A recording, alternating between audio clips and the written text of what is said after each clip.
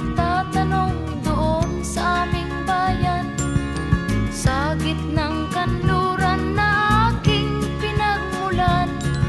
Sila'y nalilito, ba't daw ako nagkaganito? Kung ano ang dahilan, ako lang